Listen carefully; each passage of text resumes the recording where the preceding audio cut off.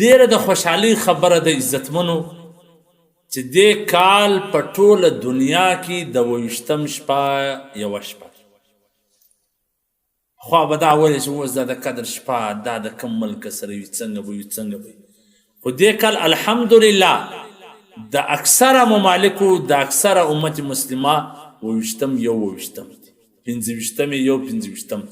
23م یو 23م دی 21م یو 21م 29م به یو 29م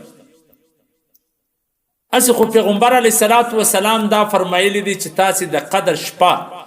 لیلة القدر خیر من الف شهر چې دا یوه شپه د زرو میاشتو څخه افضل ده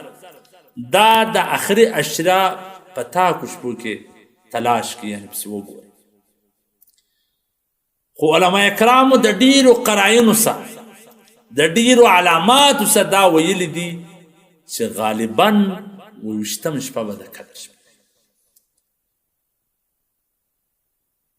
یو صحابي ګسه قسم خوري چې زه پر دې قسم خورم چې دا د 28م شپه به د قدر شپه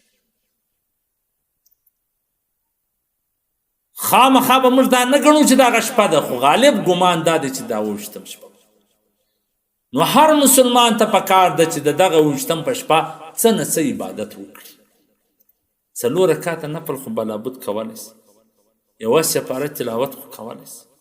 100 واره استغفار 100 واره سبحان الله 100 واره الحمدلله 100 واره الله اکبر 100 واره درود شریف 100 واره کلمه دا خو کولی سي دا وکه ان شاء الله تعالی هغه د قدر د شپې د فضایلو څخه به ته برخمند سې ضروري نه ده چې ګره شپه رونه کړي کم سے کم څه نه څه خو وکړه په دا نور ورځې څومره عبادات کوې د هغې څه بلابد وکړه د هغې یو سپاره تلاوت بلابد وکړه د هغې یو ګنټه زیات په مسجد کې تېره کړه یو نیمه ګنټه زیاته تېره کړه الله به دې د قدر د شپې څه برخمند کړي